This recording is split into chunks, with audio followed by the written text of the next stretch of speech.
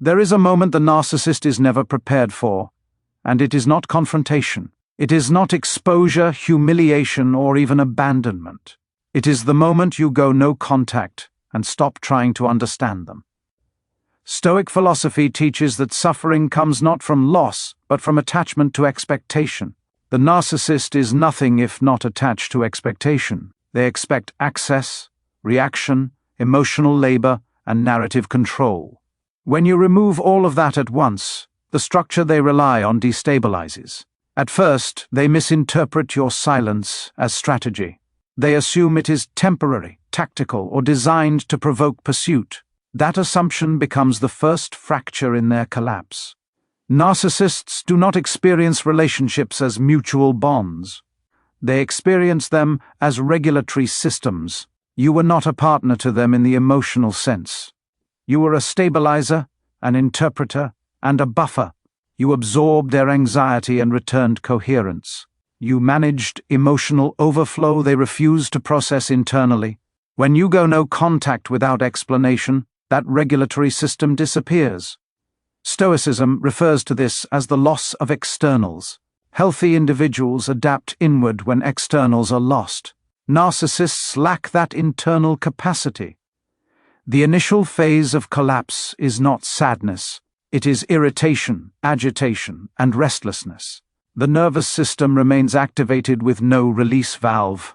Cortisol stays elevated and baseline stress increases. Small frustrations feel intolerable and disproportionate. The narcissist begins scanning outward for relief. This is where the new supply becomes essential rather than optional. They do not move on with independence.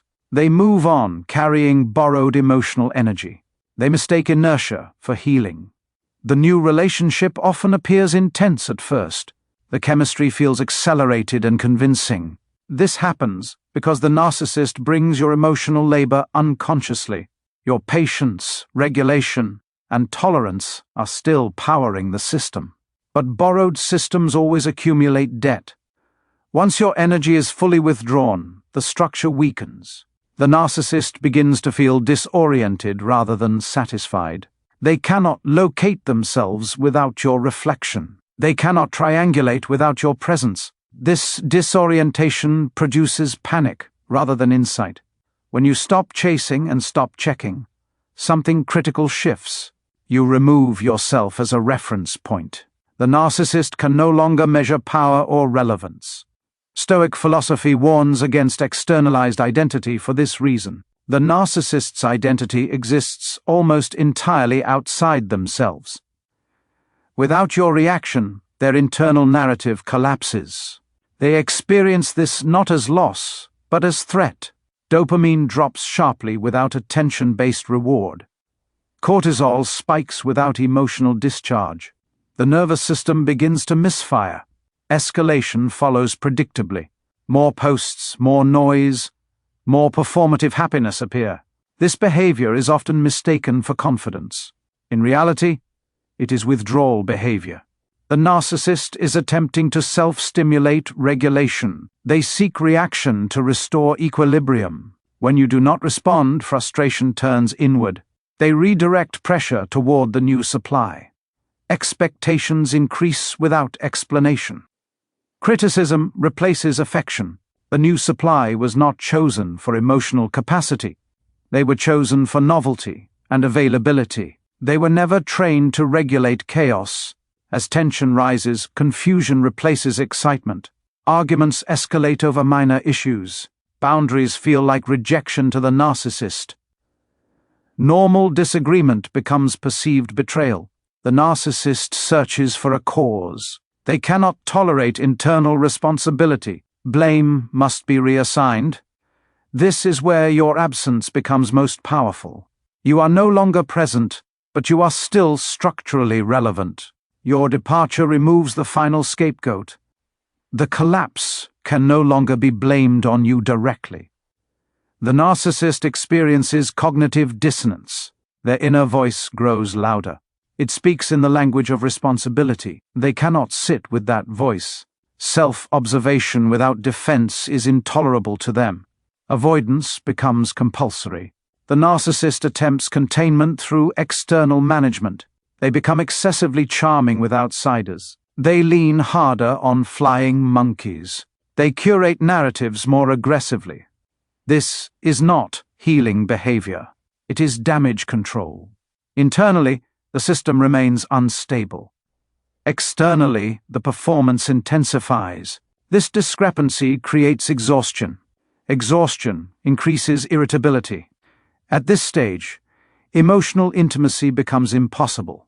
The narcissist cannot slow down enough to reflect. Stillness feels threatening rather than calming. Silence feels accusatory rather than peaceful. They associate calm with exposure. They associate quiet with judgment. This is why they provoke conflict. Chaos feels safer than introspection. Noise feels safer than truth. Reaction feels safer than responsibility. The new supply begins sensing the shift. They feel blamed without understanding why. They feel pressure without context. They feel evaluated against an invisible standard. That standard is you. Not you as a person, but you as a function. They are failing at a role they never agreed to play. Resentment begins to form on both sides. The narcissist feels unsupported. The new supply feels used.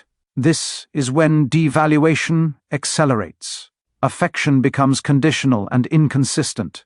Empathy disappears entirely. Criticism becomes frequent and sharp.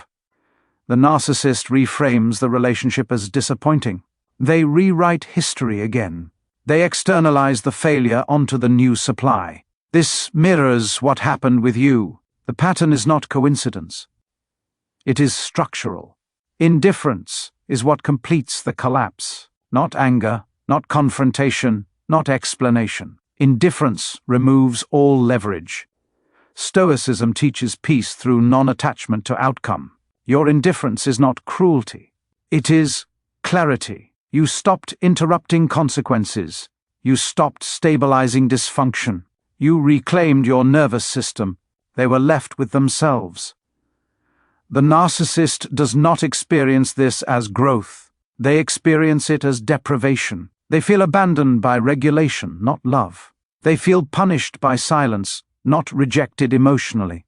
They cannot name this accurately. They can only react to it. This reaction fuels repetition rather than change. They replace rather than reflect. They move rather than integrate. And the cycle continues without you. You do not need to witness this to validate it. You do not need updates to confirm it. Your healing does not require their collapse. It requires your disengagement. Stoic philosophy teaches control over response, not outcome. You controlled the only thing available to you: your participation, your attention, your energy, and that was enough.